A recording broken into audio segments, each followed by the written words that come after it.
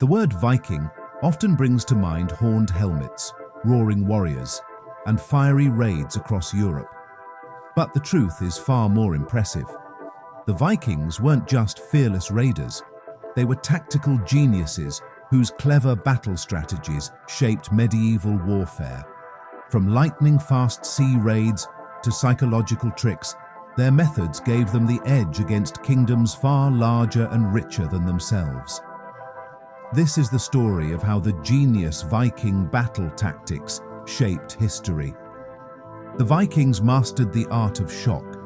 Unlike traditional armies that relied on slow marches across land, Viking longships gave them wings.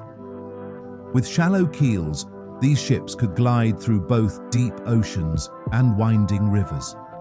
This meant the Vikings could appear almost anywhere, on coasts, in remote villages, or at the gates of wealthy cities, before anyone had time to prepare.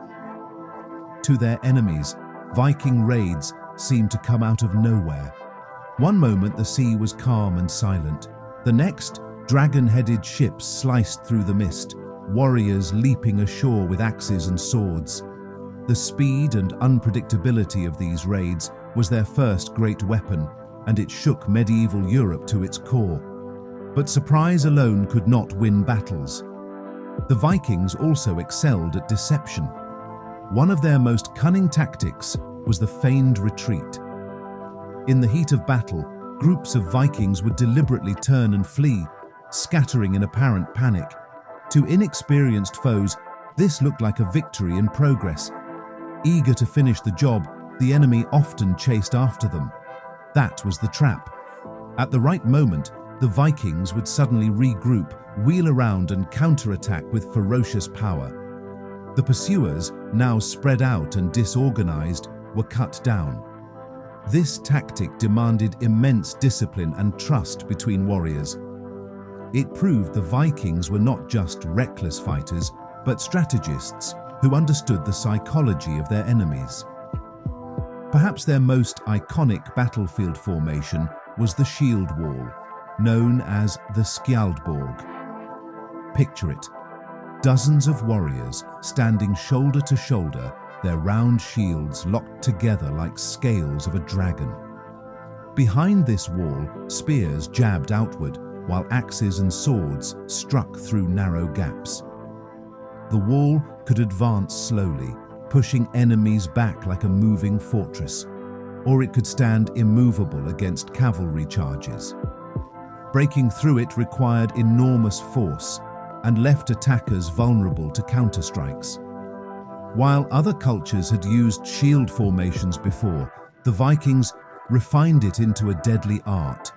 When combined with their sudden charges or feigned retreats, the shield wall became the backbone of their battlefield dominance. Yet Viking warfare was not limited to land. They were masters of amphibious warfare, centuries before modern armies even considered the concept. They weren't bound to one terrain. They blended both land and sea seamlessly. A fleet could raid a coastal village, vanish back into the ships, then reappear miles away on the very same day. Their ability to navigate rivers made even inland settlements vulnerable.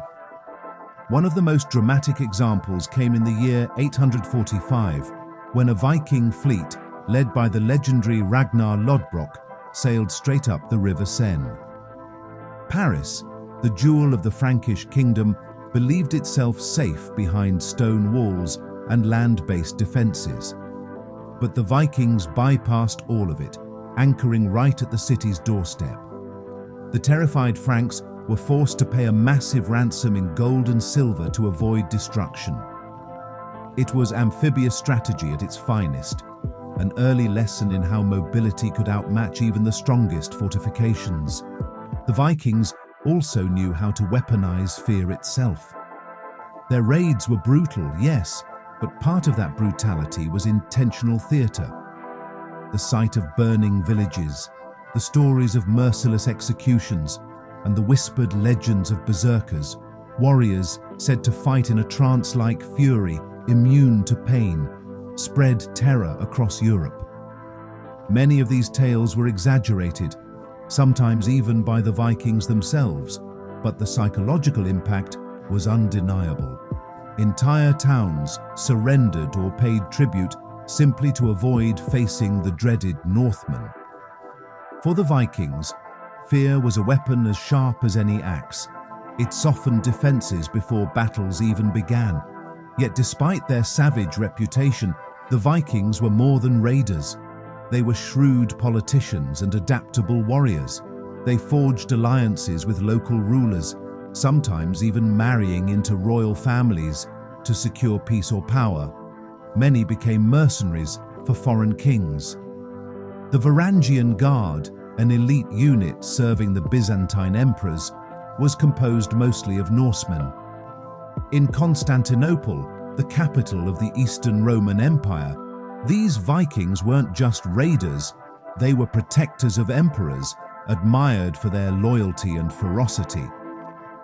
This adaptability allowed the Vikings to thrive in diverse environments, from the icy coasts of Greenland to the bustling markets of Byzantium. Their genius also lay in learning quickly from the cultures they encountered. They picked up siege techniques from the Franks and Anglo-Saxons, built fortified towns in Ireland and England, and even established kingdoms like the Danelaw, where Viking law ruled large parts of England. They shifted from lightning raids to large-scale occupations when the opportunity presented itself. They were not static warriors bound by tradition. They evolved with every generation, sharpening their tactics with every campaign. By the end of the Viking Age, Europe had changed forever. Kingdoms had adapted to the Viking threat. Navies grew stronger, fortifications were reinforced, and standing armies became more disciplined. But the Vikings had already left their mark. They had shown the value of speed, surprise, and adaptability. Their raids forced Europe to modernize its defenses centuries earlier than it might have otherwise. Even today, echoes of Viking strategy live on. Special forces raids, amphibious landings, and the deliberate use of psychological warfare all bear the fingerprints of Viking genius. So the next time you hear the word Viking, don't just imagine wild raiders with horned helmets.